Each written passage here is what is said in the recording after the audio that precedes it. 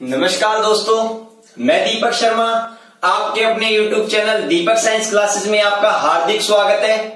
दोस्तों, इससे पहले वाले वीडियो लेक्चर में हमने अम्ल के रासायनिक गुणों के बारे में बात की तथा साथ ही हमने ये भी बात की कि कौन कौन से प्राकृतिक स्रोतों से हमें कौन कौन से अम्ल प्राप्त होते हैं। ये भी बात की थी हमने डिटेल से कि टमाटर से, पालक से, आम से, सेब से, नींबू से, संतरा से, इनसे कौन कौन से अम्ल हमको मिलते हैं। ठीक है, इनमें कौन कौन से अम्ल पाए जाते हैं। ठीक है बच्चों, हमने ये सारी बातें बात की। उसके बाद में आज हम इस वीडियो के माध्यम से दोस्तों किसके बारे में पढ़ेंगे। आज हम इस वीडियो में ये बात पढ़ेंगे अम्लों के प्रकार होते हैं, वो कितने प्रकार के होते हैं, कौन कौन से आधार पर कौन कौन से अम्लों के प्रकार होते हैं। इस वीडियो में हम अम्लों के प्रकार के बारे में पढ़ेंगे और इसके बाद में जो आने वाला वीडियो होगा वो और भी महत्वपूर्ण होगा, जिसमें हम एक एक अम्ल के बारे में डिटेल से पढ़ेंगे। उसका रासायनिक सूत्र क्या है, उसका रासायनिक नाम क्या है, दैनिक जीवन में क्या उपयोग है, ठीक है, कहां से प्राप्त होता है, सारी मतलब बिल्कुल खोल करके डिटेल से अपन पढ़ने वाले हैं। ठीक है, तो दोस्तों ज्यादा से ज्यादा वीडियो को लाइक करना, शेयर करना और कमेंट करना बिल्कुल ना भूलना। और अगर आपने चैनल को अभी तक सब्सक्राइब नहीं किया है तो बिल्कुल गलती ना करना, तुरंत सब्सक्राइब करना और हाँ, बेल आइकन को दबाना बिल्कुल ना भूलना, ताकि मैं जैसे ही वीडियो अपलोड करूं आपके पास तुरंत नोटिफिकेशन पहुंच जाए। ठीक है दोस्तों, तो शुरुआत करते हैं। आज हम अम्लों के प्रकार के बारे में, और सबसे पहले प्रकार के बारे में मैं बात करता हूं। सबसे पहला प्रकार है अपना ए नंबर की मैं बात करता हूं स्रोत के आधार पर। किसके आधार पर? स्रोत के आधार पर कि अम्लों का क्या सोर्स होता है, उन स्रोत के आधार पर हम बात करते हैं अम्ल कितने प्रकार के होते हैं। तो बच्चों, अगर मैं बात करूं जो अम्ल होते हैं वो स्रोत के आधार पर कितने प्रकार के होते हैं? 2 प्रकार के होते हैं। कितने प्रकार के तो होते हैं? 2 प्रकार के। एक अपने पास में कौन सा होता है? एक अपने पास में होते हैं कार्बनिक अम्ल। कौन से अम्ल होते हैं? कार्बनिक अम्ल होते हैं, जिनको अपन ऑर्गेनिक एसिड कहते हैं। क्या कहते हैं? ऑर्गेनिक एसिड कहते हैं। और दूसरे अपने पास में क्या होते हैं? अकार्बनिक अम्ल होते हैं। कौन से अम्ल होते हैं? अकार्बनिक अम्ल होते हैं, जिन्हें अपन इनऑर्गेनिक एसिड भी कहते हैं। क्या कहते हैं? Inorganic acid. देखो, जो कार्बनिक एसिड होते हैं, अपने पास में जो कार्बनिक एसिड होते हैं, ये हम किससे प्राप्त करते हैं? पेड़ पौधों से प्राप्त करते हैं, जीव जंतुओं से प्राप्त करते हैं, फल सब्जियों से प्राप्त करते हैं, फलों से प्राप्त करते हैं। ठीक है ना, हम प्राकृतिक चीजों से इनको प्राप्त करते हैं। और इन जो कार्बनिक जो एसिड होते हैं, इनके अंदर कार्बन की प्रतिशत मात्रा क्या होती है? बहुत ज्यादा होती है। मतलब मैं ये भी कह सकता हूं, इनके अंदर मुख्य रूप से पाए जाने वाला तत्व कौन सा होता है? कार्बन। मतलब इन कार्बनिक या ऑर्गेनिक एसिड में कार्बन तत्व क्या होता है? उपस्थित होता है, हर हाल में मौजूद होता है। ठीक है, तो पहली बात अगर मैं बताऊं ऑर्गेनिक एसिड की, तो ये कहां से मिलते हैं? ये पेड़ पौधों, जीव जंतुओं, फल सब्जियों, या फिर मैं कहूं फल सब्जियों, दूध आदि प्राकृतिक वस्तुओं से या आदि प्राकृतिक चीजों से, प्राकृतिक वस्तुओं से प्राप्त होती हैं। क्या होते हैं बच्चों? प्राप्त होते हैं। ठीक है ना, ये बात विशेष याद रखना। और दूसरी अगर मैं बात करूं इनमें कार्बन तत्व अनिवार्य रूप से उपस्थित होता है, या फिर मैं कहूं मौजूद उपस्थित होता है। ये बात आप याद रखना। ठीक है ना, जो कार्बनिक एसिड होते हैं वो पेड़ पौधे, जीव जंतुओं, फल सब्जियों, दूध वगैरह इन सभी प्राकृतिक वस्तुओं में पाए जाते हैं। और इनमें जो मुख्य एलिमेंट होता है वो कौन सा होता है? कार्बन होता है बच्चों। कौन सा होता है? कार्बन होता है। दूसरी बात आप ये भी याद रखना, जो कार्बन होता है उसके अंदर सर्वाधिक श्रृंखलन का गुण पाया जाता है। किसका गुण पाया जाता है? सर्वाधिक श्रृंखलन का गुण।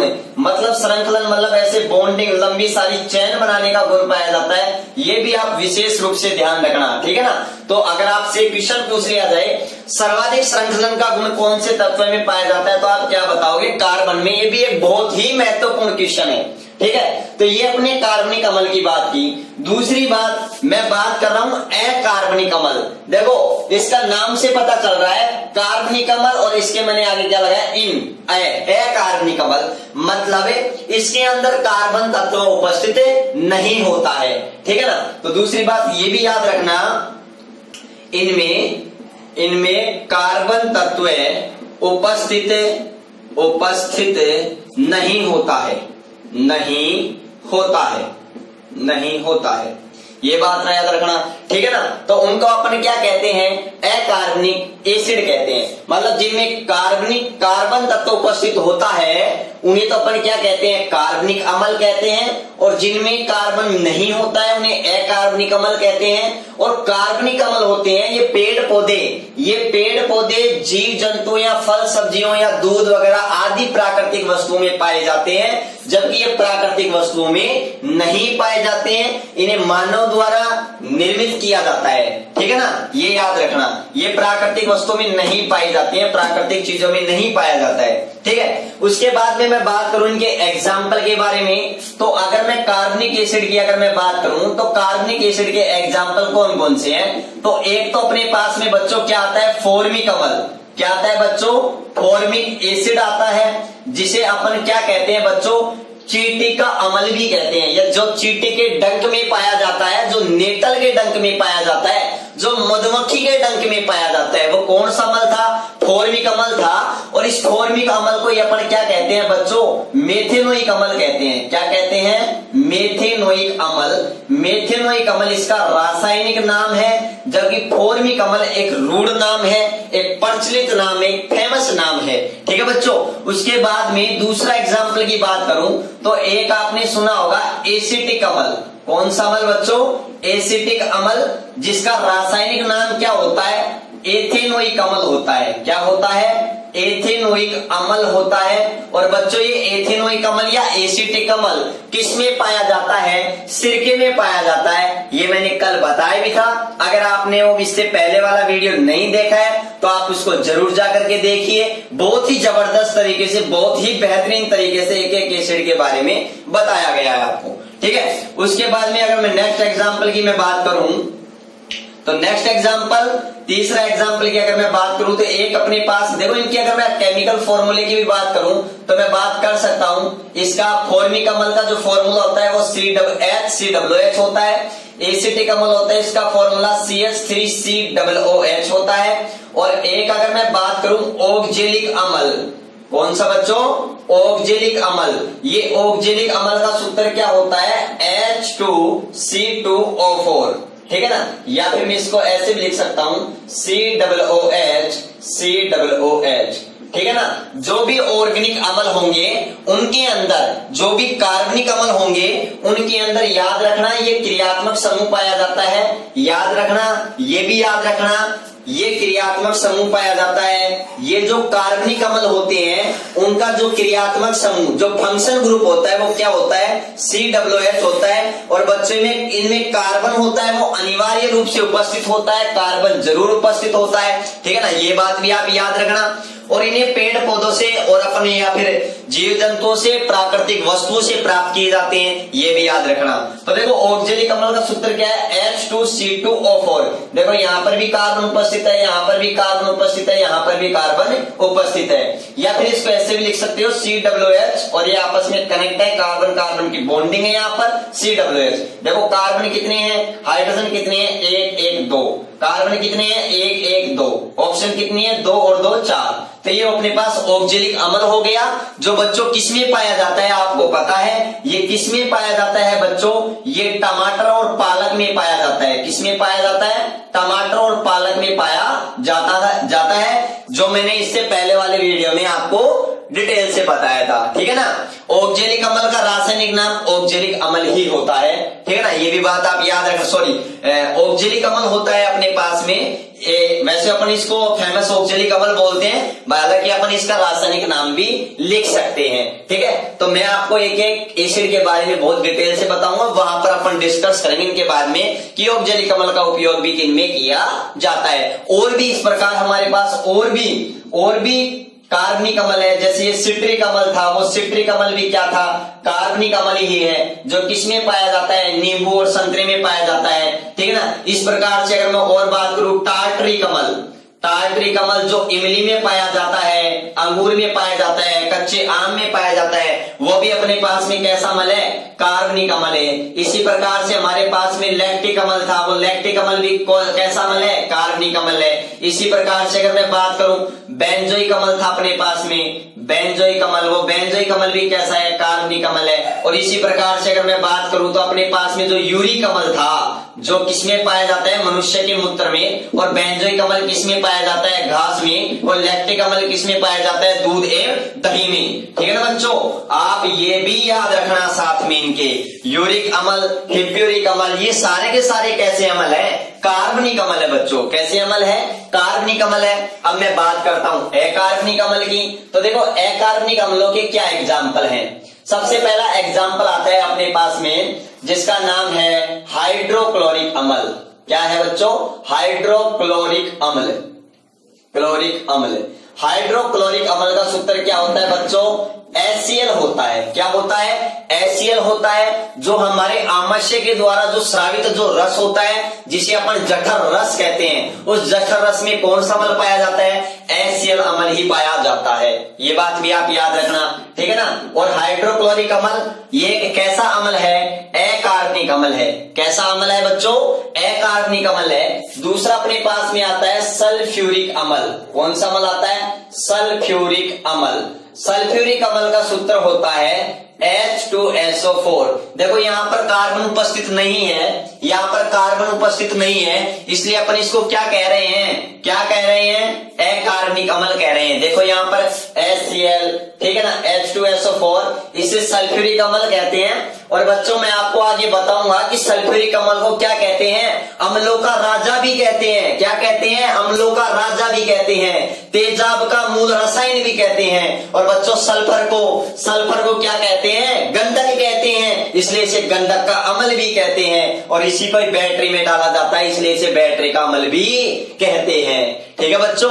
ये भी याद रखना, मैं आगे बहुत डिटेल से बात करने वाला हूं, एक एक को खोल देंगे पकड़ करके, ठीक है ना। आप तो बस लगातार लाइक शेयर ठोकते रहिए, ठीक है ना। उसके बाद में नेक्स्ट बात करता हूं तीसरे नंबर की। तीसरा नंबर एग्जाम्पल की अगर मैं बात करूं तो अपने पास आता है नाइट्रिक अम्ल। कौन सा अम्ल आता है, नाइट्रिक अम्ल। नाइट्रिक अम्ल जिसका सूत्र क्या है, HNO3। देखो यहाँ पर भी कार्बन उपस्थित नहीं है, ठीक है ना, इसे अपन नाइट्रिक अम्ल कहते हैं। बच्चों नाइट्रिक अम्ल को सोरे का अम्ल भी कहते हैं। क्या कहते हैं, सोरे का अम्ल भी कहते हैं, ये भी याद रखना, ठीक है ना। और बच्चों में एक इंपोर्टेंट बात बता दूं कि ये जो तीनों एसिड हैं, ये तीनों एसिड हैं बच्चों, इन तीनों एसिड को अपन क्या कहते हैं, खनिज अम्ल भी कहते हैं, मिनरल एसिड भी कहते हैं। आप ये बात याद रखना कि खनिज अम्ल कौन से होते हैं, तो याद रखना HCl, H2SO4 और HNO3, ठीक है ना। हाइड्रोक्लोरिक अम्ल, सल्फ्यूरिक अम्ल और नाइट्रिक अम्ल, ये तीनों अकार्बनिक अम्ल है। और भी है अकार्बनिक अम्ल, आप याद रखना, जिनमें कार्बन नहीं है वो सारे अकार्बनिक अम्ल हैं। कैसे अम्ल है, अकार्बनिक अम्ल है। मैंने एग्जाम्पल लिखवा दिए हैं। और याद रखना विशेष बात कि HCl, H2SO4 और HNO3, इन तीनों का अपन क्या कहते हैं, खनिज अम्ल कहते हैं बच्चों। क्या कहते हैं, खनिज अम्ल कहते हैं, ठीक है ना। ये विशेष बात याद रखना। और एक बात और इंपोर्टेंट याद रखना कि जो खनिज अम्ल है वो खनिज अम्ल है, ये नोट डाउन करके नीचे लिख लेना कि खनिज अम्ल होते हैं, या फिर मैं कहूं अकार्बनिक अम्ल होते हैं। ये अकार्बनिक अम्ल इन कार्बनिक अम्लों से बहुत ही ज्यादा क्या होते हैं, खतरनाक होते हैं, बहुत ही ज्यादा प्रबल होते हैं, बहुत ही ज्यादा शक्तिशाली होते हैं, पावरफुल होते हैं। ठीक है ना। तो याद रखना, आपसे क्वेश्चन पूछा जाए कार्बनिक अम्ल ज्यादा खतरनाक होते हैं या अकार्बनिक अम्ल, तो आप क्या बताओगे? अकार्बनिक अम्ल। अकार्बनिक अम्ल कार्बनिक अम्लों की तुलना में क्या होते हैं बच्चों? ज्यादा खतरनाक होते हैं। ठीक है बच्चों, ये बात आप विशेष याद रखना। तो ये हम लोगों ने पहला वर्गीकरण पढ़ा है अम्लों के प्रकार, जो किसके आधार पर था? स्रोत के आधार पर। अगर सीधे प्रकृति, पेड़ पौधों, जीव जंतु, प्राकृतिक वस्तुओं से प्राप्त किया जाता है तो उनको कार्बनिक अम्ल कहते हैं। इनमें कार्बन तत्व अनिवार्य रूप से होता है। और अकार्बनिक, ये प्रकृति से नहीं प्राप्त किए जाते हैं, मानव निर्मित बनाए जाते हैं, इनमें कार्बन अनुपस्थित होता है, उन्हें अपन अकार्बनिक अम्ल कहते हैं। और याद रखना, या फिर मैं कह सकता हूं यहां पर, ठीक है ना, अकार्बनिक अम्ल। अकार्बनिक अम्ल के तीनों है ना, इनमें विशेष बात याद रखना, इन तीनों को क्या कहते हैं बच्चों? खनिज अम्ल कहते हैं। क्या कहते हैं? खनिज अम्ल कहते हैं। ठीक है ना, ये बात विशेष ध्यान रखना। ठीक है, उसके बाद में अपन नेक्स्ट वर्गीकरण की तरफ चलते हैं और नेक्स्ट वर्गीकरण की अपन बात करते हैं। ठीक है बच्चों। तो बच्चों अब अपन अम्लों के नेक्स्ट वर्गीकरण के बारे में बात करते हैं कि नेक्स्ट वर्गीकरण किस बेसिस पर किया गया है, किस आधार पर किया गया है। तो देखो, अम्लों का बी वर्गीकरण है। एग्जाम की दृष्टि से यह वर्गीकरण बहुत ही ज्यादा इंपॉर्टेंट है। इस वर्गीकरण में से बहुत सारे क्वेश्चन पूछे जाते हैं। ठीक है ना, वो क्वेश्चन क्या पूछे जाते हैं और कौन सा क्वेश्चन महत्वपूर्ण है, उसके बारे में मैं आपसे बात करूंगा। ठीक है, तो दूसरा वर्गीकरण अपने पास में आता है ऑक्सीजन, ऑक्सीजन व हाइड्रोजन, हाइड्रोजन की उपस्थिति के आधार पर। ठीक है बच्चों, दूसरा वर्गीकरण है अब हमारे पास में कि कोई एसिड है, उसमें ऑक्सीजन और हाइड्रोजन की उपस्थिति के आधार पर उसका वर्गीकरण किया गया है। और यह वर्गीकरण बच्चों कितने प्रकार से किया गया है? 2 प्रकार से किया गया है। कितने प्रकार से किया गया है? 2 प्रकार से किया गया है। और वो 2 प्रकार कौन कौन से हैं उनके बारे में मैं आपसे बात करता हूं। एक तो वे अम्ल होते हैं, एक का होता है ऑक्सी एसिड। एक तो कौन से होते हैं? ऑक्सी अम्ल या ऑक्सी एसिड, ऑक्सी एसिड। दूसरे होते हैं हमारे पास में हाइड्रा अम्ल या हाइड्रो अम्ल, हाइड्रो अम्ल जिन्हें अपन हाइड्रोजेनिक एसिड भी कहते हैं, हाइड्रोजेनिक अम्ल भी कहते हैं। या तो हम इनको क्या कहते हैं? हाइड्रो या हाइड्रोजेनिक एसिड। ठीक है ना, एसिड भी कहते हैं। देखो, हम बात कर रहे हैं केवल और केवल ऑक्सीजन और हाइड्रोजन की उपस्थिति के आधार पर। तो याद रखना बच्चों, वे एसिड जिनमें हाइड्रोजन व ऑक्सीजन दोनों एलिमेंट, हाइड्रोजन व ऑक्सीजन दोनों एलिमेंट, या फिर मैं कहूं दोनों तत्व उपस्थित होते हैं। क्या होते हैं? दोनों तत्व उपस्थित होते हैं। उन्हें अपन क्या कहते हैं? ऑक्सी अम्ल कहते हैं। उन्हें अपन क्या कहते हैं? ऑक्सी अम्ल कहते हैं। ठीक है, ये बात आप याद रखना। तो हाइड्रोजन व ऑक्सीजन दोनों तत्व उपस्थित होते हैं, उन्हें अपन क्या कहते हैं? ऑक्सी अम्ल कहते हैं। फॉर एग्जाम्पल के लिए अगर मैं आपसे बात करूं तो एग्जाम्पल क्या होगा इनका होगा H2SO4। देखो, H2SO4 जिसे अपन क्या कहते हैं बच्चों? जिसे अपन कहते हैं सल्फ्यूरिक अम्ल। क्या कहते हैं? सल्फ्यूरिक अम्ल। बच्चों इसे ही अपन गंधक का अम्ल और अम्लों का राजा भी कहते हैं। यह तेजाब का मूल रसायन भी है। ठीक है ना, और इसे बैटरी में डाला जाता है, इसलिए इसे बैटरी का अम्ल भी कहते हैं। बच्चों इसके अंदर आप देख रहे हो अपने पास में ये हाइड्रोजन भी दिखाई दे रहा है और ये ऑक्सीजन भी दिखाई दे रही है। तो इसके अंदर दोनों एलिमेंट, दोनों तत्व उपस्थित हैं, इसलिए इसको क्या कहा जाता है बच्चों? ऑक्सी एसिड कहा जाता है। ठीक है ना। अब नेक्स्ट एग्जाम्पल की अगर मैं बात करूं तो हमारे पास में नेक्स्ट एग्जाम्पल क्या होगा इसका? एक एग्जाम्पल की बात करूं तो देखो, दूसरा एग्जाम्पल है HNO3। इसका नाम है बच्चों नाइट्रिक अम्ल। क्या नाम है? नाइट्रिक अम्ल। देखो यहां पर भी अपने पास में क्या उपस्थित है? एक हाइड्रोजन भी उपस्थित है और ऑक्सीजन भी उपस्थित है। दोनों हमारे पास में तत्व उपस्थित है, इसलिए यह भी एक क्या है? ऑक्सी अम्ल है। और अगर मैं तीसरे एग्जाम्पल की बात करूं तो एक और एग्जाम्पल लेता हूं जिसका नाम है बच्चों, जिसका फॉर्मूला है H3PO4, जिसको अपन क्या कहते हैं? फास्फोरिक अम्ल। क्या कहते हैं बच्चों? फास्फोरिक अम्ल कहते हैं। इसका उपयोग भी जो पेय पदार्थ जो सोडा वाटर होते हैं उनमें किया जाता है। देखो अपन इसके अंदर, अब आप इसमें भी देख सकते हो, यहाँ पर भी अपने पास में क्या मौजूद है? हाइड्रोजन एलिमेंट और ऑक्सीजन एलिमेंट दोनों उपस्थित है, इसलिए ये क्या है? फास्फोरिक एसिड है। क्या है बच्चों? फास्फोरिक एसिड है। तो याद रखना H3PO4 को क्या कहते हैं? फास्फोरिक अम्ल। क्या कहते हैं? फास्फोरिक अम्ल। और बच्चों ये भी याद रखना, H3PO3 को अपन क्या कहते हैं? फास्फोरस अम्ल। क्या कहते हैं बच्चों? फास्फोरस अम्ल कहते हैं, ये भी याद रखना। उसी प्रकार से H2SO4 को सल्फ्यूरिक अम्ल कहते हैं, उसी प्रकार से ये भी याद रखना H2SO3 को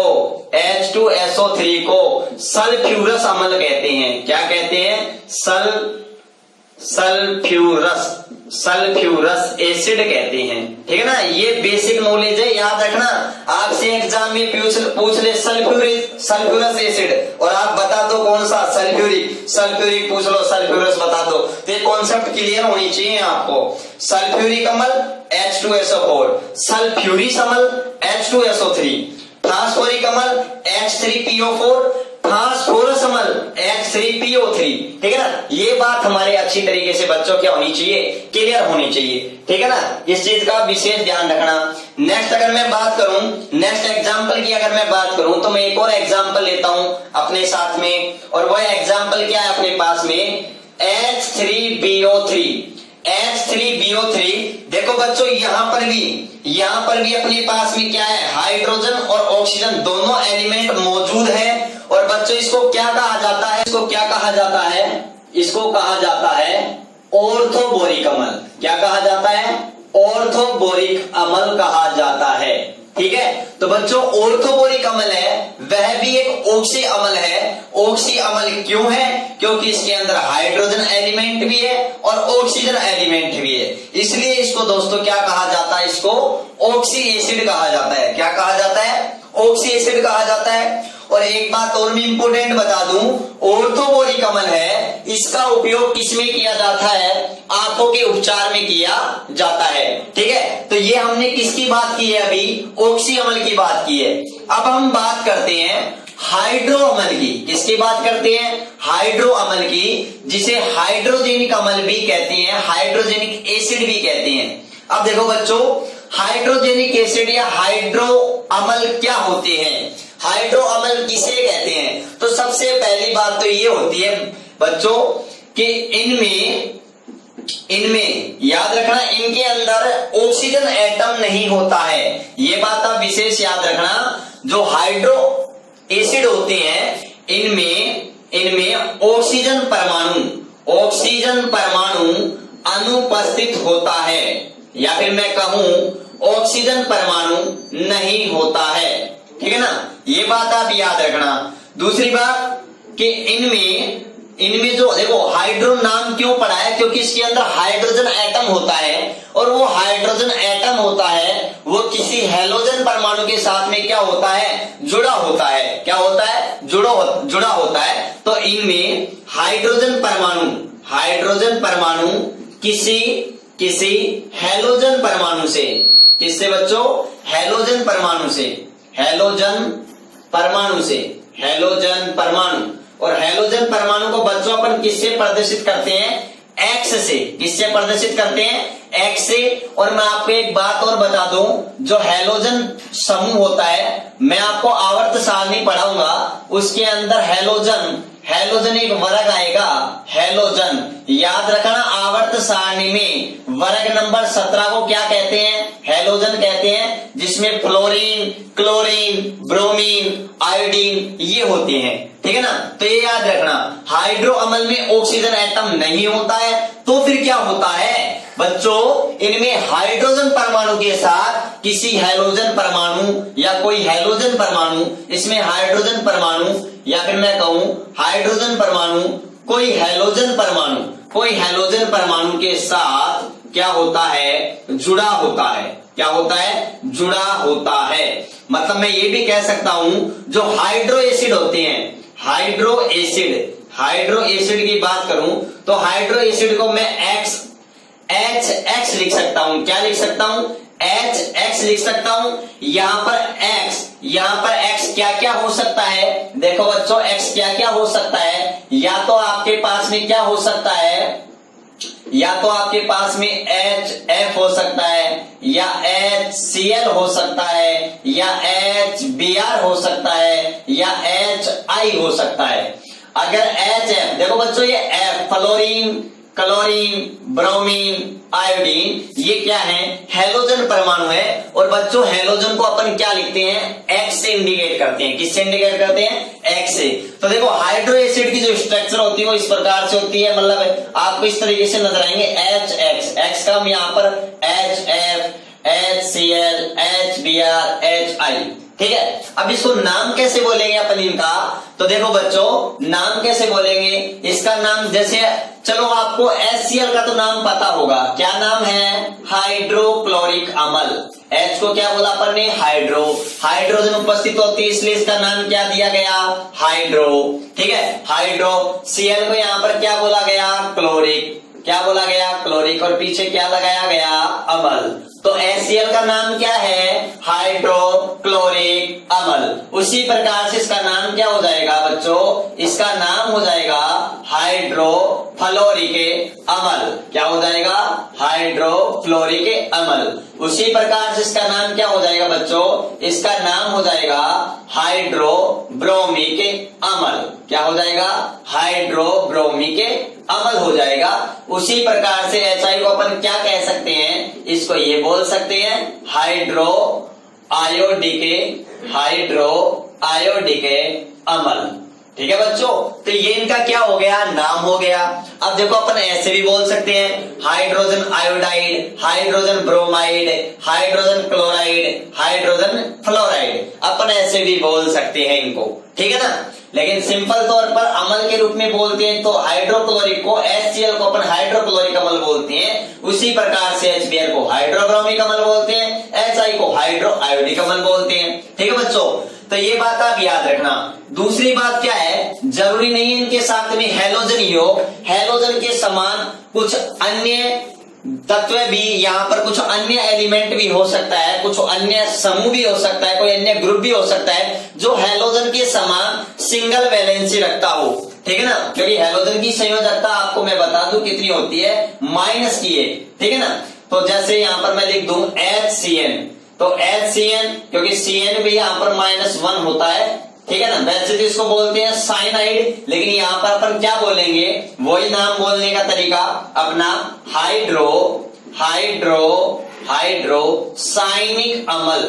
हाइड्रोसाइनिक अम्ल। अगर अम्ल के रूप में बोलेंगे तो अपन ये बोलेंगे, और वैसे अपन इसको ये भी बोल सकते हैं हाइड्रोजन साइनाइड। क्या बोल सकते हैं, हाइड्रोजन साइनाइड, अपन ये भी बोल सकते हैं, ठीक है। तो देखो मजेदार बात क्या हुई, अब एग्जाम में सबसे इंपोर्टेंट क्वेश्चन इसके बारे में पूछ सकता है अपने को, HCl के बारे में बहुत बार पूछा हुआ है क्वेश्चन क्या पूछा गया है कि वह अम्ल कौन सा है। ऐसे देखो ऑप्शन में नाम देता है हाइड्रोक्लोरिक अम्ल, सल्फ्यूरिक अम्ल, नाइट्रिक अम्ल, ऑक्जेलिक अम्ल, कि वह अम्ल कौन सा है जिसमें ऑक्सीजन परमाणु अनुपस्थित होता है। तो देखो यहाँ पर H2SO4 में भी है, HNO3 में भी है, ठीक है ना, और मैं बताऊं H3BO3 में भी है। लेकिन यहाँ पर आप देख रहे हो HCl जो कि एक खनिज अम्ल है, बहुत ही खतरनाक एसिड है, इसके अंदर ऑक्सीजन परमाणु नहीं होता है। ये एक इंपॉर्टेंट पॉइंट है, ठीक है ना। ज्यादातर एग्जाम में जो क्वेश्चन पूछता है वो HCl का ही पूछता है, ठीक है ना, कि निम्न में से कौन सा एसिड है जिसमें ऑक्सीजन परमाणु नहीं है। ये बात आप अच्छी तरीके से समझ लेना। ठीक है, तो ये अपना वर्गीकरण हो गया ऑक्सीजन में हाइड्रोजन परमाणु की उपस्थिति के आधार पर। मैंने आपको समझा दिया, अगर ऑक्सीजन और हाइड्रोजन दोनों उपस्थित हो तो उसे कहते हैं ऑक्सीजन अम्ल कहते हैं, ऑक्सी अम्ल कहते हैं। यदि ऑक्सीजन नहीं हो, केवल हाइड्रोजन ही हो, ऑक्सीजन नहीं हो, देखो हाइड्रो मतलब only hydrogen, only hydrogen, oxygen परमाणु क्या होगा, अनुपस्थित होगा। ठीक है, अब हाइड्रोजन के साथ में और कोई हैलोजन वगैरह हो सकता है, जबकि ऑक्सी का मतलब ऑक्सीजन तो होगा ही होगा भाई, हाइड्रोजन तो होगा ही होगा, साथ में ऑक्सी का मतलब ऑक्सीजन भी होगा। क्यों भाई, हाइड्रोजन तो जरूर होगा। क्यों होगा, क्योंकि हम जलीय विलयन में क्या देते हैं, हाइड्रोजन देते हैं। क्या देते हैं, हाइड्रोजन देते हैं। तो नाम से पता चल गया हाइड्रोजन इसमें भी होगा, हाइड्रोजन इसमें भी होगा, लेकिन नाम इसका ऑक्सीकमल है तो हाइड्रोजन के साथ ऑक्सीजन भी होगी, लेकिन यहाँ पर हाइड्रो मतलब केवल और केवल क्या होगी, हाइड्रोजन ही होगी। तो ये बात क्लियर, ये वर्गीकरण क्लियर। अब नेक्स्ट वर्गीकरण की तरफ अपन आगे बढ़ते हैं। ठीक है, वो वर्गीकरण अपना कौन सा है, चलो अब अगले वर्गीकरण की तरफ देखते हैं। ठीक है, अगला वर्गीकरण है, मैंने आपको बताया था, तो जो अम्ल होता है, एसिड होता है, वो जलीय विलयन में कौन सा आयन त्यागता है बच्चों, तो मैंने आपको बताया था कौन सा आयन त्यागता है, हाइड्रोजन आयन त्यागता है, H+ आयन त्यागता है। ठीक है, ये बात मैंने बताया भी था, और मैंने ये भी कहा था अम्ल जलीय विलयन में हाइड्रोजन आयन देते हैं। यह बात किसने बताई, ओरेनियस ने बताई। ओरेनियस नामक एक साइंटिस्ट है, उन्होंने ये बात बताई। और बच्चों अम्ल खत्म हो जाने के बाद, क्षार भी खत्म हो जाने के बाद मैं आपको बताऊंगा अम्ल क्षार की कुछ थ्योरी थी, आर्नियस की थ्योरी, लुईस की थ्योरी, ब्रांस्टेड लोरी की थ्योरी, लक्स फ्लड थ्योरी, और भी थ्योरी है, लेकिन शुरू की 3 थ्योरी ज्यादा हमारे एग्जाम की दृष्टि से महत्वपूर्ण है। अब मैं उनके बारे में आपको डिटेल से पढ़ाऊंगा। ठीक है बच्चों, अब देखो नेक्स्ट बात करते हैं अपन। नेक्स्ट किसकी बात, कौन सी, नेक्स्ट तीसरा सी वर्गीकरण की बात करता हूं मैं। और सी वर्गीकरण अपने पास में क्या है, हाइड्रोजन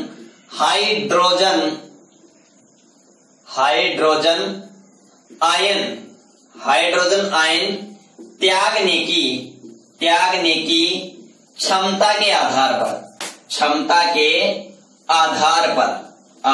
पर देखो बच्चों क्या होता है, हाइड्रोजन आयन त्यागने की क्षमता के आधार पर अम्ल कितने प्रकार के होते हैं, 2 प्रकार के होते हैं, और हमने पढ़ा भी है। एक अपने पास में कौन सा होता है, परबल अम्ल होता है। कौन सा होता है, परबल अम्ल होता है, जिसे अपन क्या कहते हैं, स्ट्रॉन्ग एसिड। क्या कहते हैं बच्चों, स्ट्रॉन्ग एसिड। दूसरा अपने पास में क्या होता है, दुर्बल अम्ल होता है। क्या होता है बच्चों, दुर्बल अम्ल होता है, जिसे अपन क्या कहते हैं, वीक एसिड कहते हैं। क्या कहते हैं, वीक एसिड कहते हैं।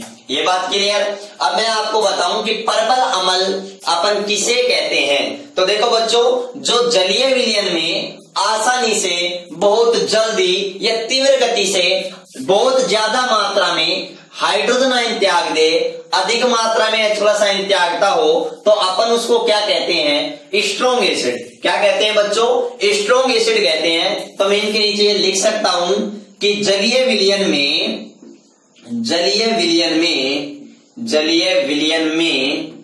अधिक मात्रा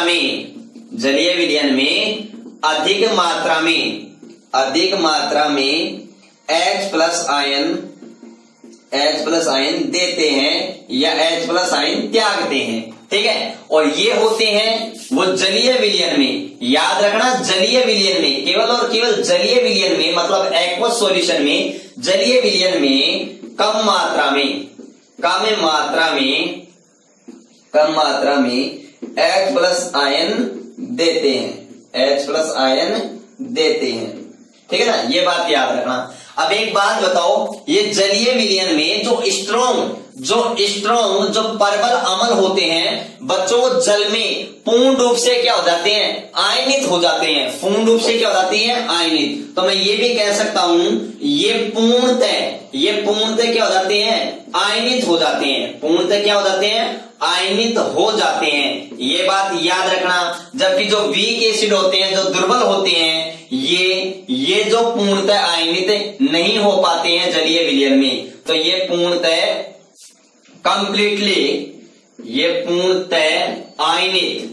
आयनित नहीं होते हैं।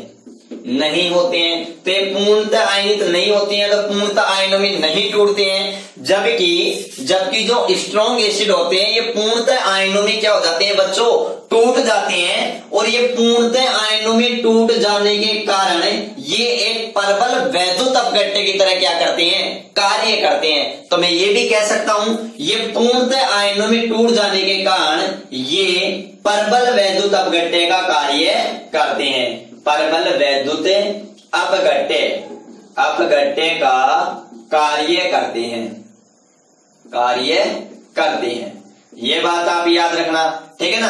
क्यों? क्योंकि जैसे ही इनको जल में डालते हैं तो इनका पूर्णतः आयनन हो जाता है। पूर्णतः आयनन हो जाने के कारण ये जो स्ट्रॉन्ग प्रबल अम्ल होता है, प्रबल अम्ल होते हैं, ये प्रबल वैद्युत अपघट्य का कार्य करते हैं। जबकि जो दुर्बल अम्ल होते हैं ये जलीय विलयन में पूर्ण रूप से आयनित नहीं होते हैं। तो ये कैसे अपघट्य होते हैं बच्चों, दुर्बल वैद्युत अपघट्य होते हैं। कैसे वैद्युत अपघट्य होते हैं, दुर्बल। तो ये याद रखना, ये दुर्बल वैद्युत अपघट्य होते हैं। मतलब जब इनका अपघटन करवाया जाता है तो ये पूर्णतः आयनों में नहीं टूटते हैं, ठीक है ना। तो ये बात याद रखना, ये दुर्बल वैद्युत अपघट्य होते हैं। ठीक है बच्चों, ये बात आप याद रखना अच्छी तरीके से। अब इसके बाद में मैं आपसे चर्चा करता हूं कि प्रबल अम्ल होता है उसके क्या एग्जाम्पल होते हैं, दुर्बल अम्ल होता है उसके क्या एग्जाम्पल होते हैं। तो देखो अपने पास में जो प्रबल अम्ल होता है उसके एग्जाम्पल क्या क्या है। पहला एग्जाम्पल है HCl। मैंने आपको बताया था हाइड्रोक्लोरिक अम्ल, ये एक प्रबल अम्ल है, ये बच्चों याद रखना HCl। नेक्स्ट एग्जाम्पल अगर मैं बताऊं H2SO4 जिसे अपन सल्फ्यूरिक अम्ल भी कहते हैं। और बच्चों अम्लों का राजा भी कौन सा है, सल्फ्यूरिक अम्ल ही है, ठीक है ना। ये भी याद रखना, किंग ऑफ एसिड किसे कहते हैं, H2SO4 को, जो एक स्ट्रॉन्ग एसिड है, ठीक है बच्चों। और अगर मैं एग्जाम्पल बताऊं तो एग्जाम्पल और देखना कौन कौन से हैं। HNO3, तो बच्चों HNO3 जिसे अपन नाइट्रिक अम्ल कहते हैं, नाइट्रिक अम्ल भी अपने पास में क्या है बच्चों, एक स्ट्रॉन्ग एसिड है। क्या है बच्चों, स्ट्रॉन्ग एसिड है। और मैंने आपको ये भी बताया था जो HCl, H2SO4, ठीक है ना, और HNO3 बच्चों ये तीनों के तीनों क्या है अपने पास में, खनिज, क्या है, खनिज अम्ल होते हैं। क्या होते हैं, खनिज अम्ल। और मैंने आपको बताया था कि जो खनिज अम्ल होते हैं वो बहुत ही स्ट्रॉन्ग होते हैं, बहुत ही खतरनाक होते हैं। आप ये बात अच्छी तरीके से याद रखना, ठीक है। अब मैं बात करूं दुर्बल वैद्युत अपघट्य की, कि दुर्बल वैद्युत अपघट्य हमारे पास में कौन कौन से हैं। तो याद रखना बच्चों, दुर्बल वैद्युत अपघट्य हमारे पास में कौन कौन से हैं। एक आता है HCOOH, जिसे अपन क्या कहते हैं, फॉर्मिक अम्ल। क्या कहते हैं बच्चों, फॉर्मिक अम्ल कहते हैं, ठीक है ना। दूसरी बात अपन क्या याद रखोगे, एक अपने पास में आता है एसिटिक अम्ल, CH3COOH। क्या आता है, एसिटिक अम्ल CH3COOH, जो सिरके में पाया जाता है। ये फॉर्मिक अम्ल है जो लाल चींटी के डंक में पाया जाता है, ठीक है ना। और अपने पास में मैं और भी लिख सकता हूं H2C2O4, जिसे ऑक्जेलिक अम्ल कहते हैं। ऑक्जेलिक अम्ल, लैक्टिक अम्ल, सिट्रिक अम्ल, ठीक है ना। जो मैलिक अम्ल होता है और लैक्टिक अम्ल होता है, हिप्यूरिक अम्ल होता है, यूरिक अम्ल होता है, ये सारे के सारे दोस्तों ये कार्बोनिक अम्ल होते हैं। सारे के सारे क्या होते हैं, वीक एसिड होते हैं। क्या होते हैं, वीक एसिड होते हैं। तो ये बात आप अच्छे तरीके से ध्यान रखना, बहुत मैंने क्लियर तरीके से कर दिया है। आपसे याद रखना स्ट्रॉन्ग एसिड कौन से। और देखो कुछ है, देखो मैंने ये भी बताया, अगर मैं आपको बताऊं तो ये कार्बनिक एसिड है, ये अकार्बनिक एसिड है। लेकिन कुछ अकार्बनिक एसिड है जो भी दुर्बल होते हैं। जैसे मैं और एग्जांपल लिखाऊंगा आपको, एग्जांपल में क्या दिखा रहा हूं, जैसे मैं कहूं HCl। अब ये HCl एसिड है, ठीक है, अकार्बनिक है, ठीक है ना। या फिर मैं एग्जांपल लूं HCl का, HCl तो मैंने ले लिया, HBr का। HBr में अगर मैं बात करूं हाइड्रोजन ब्रोमाइड एक अकार्बनिक अम्ल है। लेकिन अगर मैं बात करूं तो यह एक वीक एसिड है। कैसा है बच्चों, वीक एसिड। WA का मतलब है वीक एसिड और स्ट्रॉन्ग का मतलब क्या है, SA। बाकी मैं शॉर्टकट में लिखूंगा इनको, ठीक है ना। तो ये बात भी आप याद रखना अच्छी तरीके से, ठीक है बच्चों। तो आप स्क्रीनशॉट ले सकते हो आसानी से, कोई दिक्कत नहीं है। तो बच्चों अब अपन बात करते हैं अगले वर्गीकरण का, कि अगला वर्गीकरण है नेक्स्ट वर्गीकरण, वो अपन किस आधार पर करते हैं। अगला वर्गीकरण है कि जलीय विलयन में अम्ल की मात्रा के आधार पर, जलीय विलयन में अम्ल की मात्रा के आधार पर, और जलीय विलयन में अम्ल की मात्रा के आधार पर जो अम्ल होते हैं वो कितने प्रकार के होते हैं बच्चों, 2 प्रकार के होते हैं। कितने प्रकार के होते हैं, 2 प्रकार के होते हैं। और वो 2 प्रकार बच्चों कौन कौन से हैं, तो देखो जलीय विलयन में अम्ल की मात्रा के आधार पर, किसके आधार पर, मात्रा के आधार पर। देखो मात्रा के आधार पर जलीय विलयन में अम्ल की मात्रा के आधार पर जो अम्ल होते हैं वो कितने प्रकार के होते हैं, 2 प्रकार के होते हैं। एक तो अपने पास में होता है सांद्र अम्ल, क्या होता है, सांद्र अम्ल होता है। दूसरा होता है अपने पास में तनु अम्ल होता है। कैसा होता है, तनु, डाइल्यूट अम्ल होता है। एक कंसंट्रेशन एसिड होता है, ठीक है। तो देखो सांद्र अम्ल किसे कहते हैं, सांद्र अम्ल किसे कहते हैं, जलीय विलयन में अगर जलीय विलयन में अम्ल की मात्रा अधिक होती है। जलीय विलयन का मतलब मैं कह सकता हूं कि विलायक में, यदि विलायक में अम्ल की मात्रा क्या हो, अधिक होती है, तो उसे अपन क्या कहते हैं, सांद्र अम्ल कहते हैं। और जो तनु अम्ल होता है, उस तनु अम्ल में, या फिर मैं कह सकता हूं कि तनु अम्ल का जो विलयन होता है, तो देखो पहले मैं आपको एक बात बताऊं अच्छी तरीके से। देखो क्या बात बताऊं, कोई भी जो विलयन होता है, क्या होता है बच्चों, विलयन, उस विलयन 2 चीजों से मिलकर बना होता है। कितनी चीजों से मिलकर बना होता है, 2 चीजों से मिलकर बना होता है। जैसे एक तो क्या होता है विलय, और दूसरा क्या होता है, विलायक होता है। जो विलय होता है वो कम मात्रा में होता है, क्या होता है बच्चों, कम मात्रा में होता है। और जो विलायक होता है वो अधिक मात्रा में होता है, क्या होता है, अधिक मात्रा में होता है। मतलब मैं कह सकता हूं, जैसे मैं अगर आपको ये कहूं कि मेरे पास में क्या है बच्चों, मीठा पानी है। क्या पाए, मीठा पानी है। तो मीठा पानी है, तो मीठा पानी आपने कैसे बनाया, आपने पानी का एक गिलास लिया, उस गिलास के अंदर 1 चम्मच आपने चीनी की या शक्कर की डाल दी, उसको घोल लिया, हिला दिया, घोल लिया अच्छी तरीके से, तो मीठा पानी तैयार हो गया। तो मेरे को एक बात बताओ, इसमें से कम मात्रा में क्या है, चीनी है। तो जो कम मात्रा में होता है उसे तो अपन क्या कहते हैं, विलय। और जो अधिक मात्रा में होता है उसे क्या कहते हैं, विलायक। तो अधिक मात्रा में क्या है, जल है। तो जल अधिक मात्रा में है और चीनी है वो कम मात्रा में है, इसलिए जल क्या हो गया, विलायक हो गया, और चीनी क्या हो गई, विलय हो गई। या फिर आप ऐसे भी कह सकते हो कि विलय को जिसके अंदर घोलते हैं उसे अपन क्या कहते हैं, विलायक कहते हैं। क्या कहते हैं, विलायक। जैसे मैं बात करूं, चीनी को आपने किसमें घोला, जल में घोला, तो जल क्या हो गया, विलायक हो गया।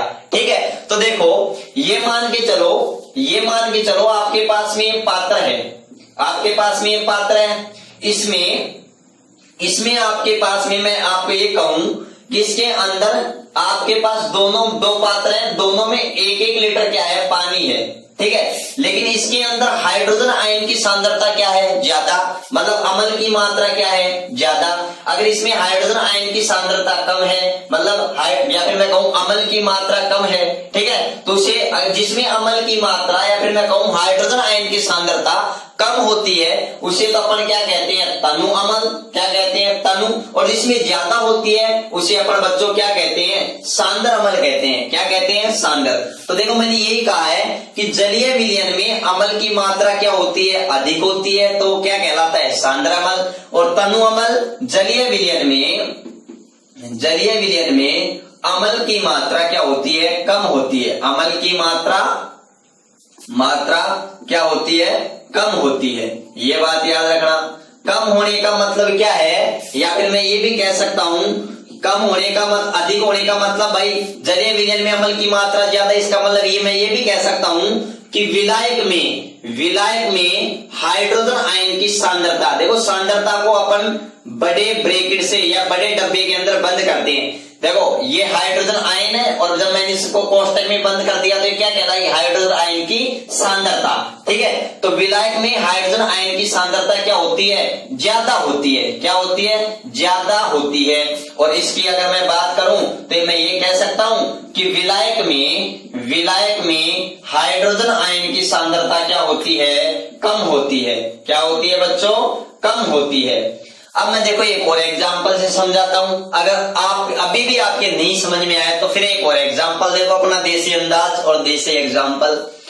अपन भाई भैंस का दूध निकाल करके आते हैं, तो जो दूध निकाल करके लेके आते हैं, जो भी है अपना है 10 लीटर है या 15 लीटर है, चलो जो भी है 10 लीटर अपन दूध निकाल करके लेके आ गए ताजा तुरंत। अब लाने के बाद में जो दूध है उसके अंदर भाई दूध है तो 10 लीटर दूध है, उसके अंदर प्रोटीन, विटामिन, ठीक है, इन खनिज लवण की मात्रा ज्यादा होगी। ठीक है, वहां पर यहाँ पर अपन H+ आयन देख रहे हैं, वहां पर मैं ये देख रहा हूं दूध के अंदर प्रोटीन की मात्रा ज्यादा होगी। लेकिन अगर मैं उसी 10 लीटर में 2 लीटर पानी मिला दिया मैंने ला करके, तो एक बार तो पानी मिला दिया तो पानी की मात्रा तो क्या हो गई, ज्यादा। अब बोलो पहले की तुलना में, पहले 10 लीटर में जितनी प्रोटीन की मात्रा थी, अब वो प्रोटीन की मात्रा तो क्या हो गई, थोड़ी कम, क्योंकि विलायक भाई प्रोटीन की विलायक की मात्रा बढ़ गई। तो अब बोलो विलायक की मतलब जो पानी था वो दूध था वो 10 लीटर से क्या हो गया, 12 लीटर, लेकिन उसके अंदर प्रोटीन की मात्रा तो उतनी है ना। तो बात ये वही बात है, या फिर मैं आपको ऐसे समझाऊं, मैं आपको ये बताऊं कि ये दोनों की दोनों मेरे पास में दोनों, यहां पर 1 लीटर जल है, इस पात्र में भी 1 लीटर जल है। ठीक है, अब इस 1 लीटर के अंदर अगर मैं हाइड्रोजन आयन की सांद्रता की बात करूं तो मैं यहां पर ये कहूं कि यहां पर कितनी है, यहां पर 1000 मोल प्रति लीटर है, सॉरी यहां पर मैं बात करूं कि 50 मोल प्रति लीटर है। ठीक है, और यहां पर मैं बात करूं कि यहां पर कितनी है, 10 मोल प्रति लीटर है। ठीक है, इसके अंदर 10 गुले हुए हैं, इसके अंदर 50 गुले हैं, तो दोनों का आयतन सेम ही है, 1 लीटर, लेकिन इसके अंदर हाइड्रोजन आयन की सांद्रता ज्यादा है, तो कौन सा अम्ल होगा, सांद्र अम्ल होगा। सांद्रता कम है तो उसमें क्या होगा, तनु अम्ल होगा। ये भी बात भी याद रखना। अब मेरे को एक बात बताओ, मजेदार बात, भाई सांद्र अम्ल होता है, इसमें हाइड्रोजन आयन की संख्या क्या होती है, ज्यादा होती है। मैं ये भी कह सकता हूं कि इनमें सांद्र अम्लों के अंदर हाइड्रोजन आयन की संख्या ज्यादा होती है, या हाइड्रोजन आयन की सांद्रता ज्यादा होती है, और सॉरी सांद्र अम्लों में, और तनु अम्लों में हाइड्रोजन आयन की सांद्रता कम होती है, या हाइड्रोजन आयन की संख्या कम होती है, मैं ये भी कह सकता हूं। अब मेरे को एक बात बताओ, हाइड्रोजन आयन की सांद्रता जितनी ज्यादा होगी, हाइड्रोजन आयन की सांद्रता जितनी ज्यादा होगी, पीएच होती है वो उतनी क्या होती है, कम होती है। इसलिए मैं ये भी कहूं, अगर मैं जैसे HCl की बात करूं, अगर मैं HCl एसिड की बात करूं, अगर HCl एसिड की बात करूं, तो अगर ये HCl सांद्र है तो इसकी पीएच लगभग 0 के बराबर होगी, और अगर ये तनु है तो इसकी पीएच लगभग 1 के बराबर होगी। तो मैंने आपको पहले ही कहा था, कोई अम्ल जितना परबल है उसकी पीएच उतनी ही कम होती है। क्या होती है, पीएच कम होती है। जो अम्ल जितना परबल उसकी पीएच उतनी कम, जो अम्ल जितना दुर्बल उसकी पीएच उतनी ज्यादा। लेकिन अम्लों की पीएच ऑलवेज हमेशा 7 से कम होती है, 7 भी नहीं होती, 7 से कम होती है। ठीक है ना, ये बात भी याद रखना। तो देख लो अम्ल, तो मैंने पहले ही कह दिया कि पीएच क्या होती है, चेंज होती है।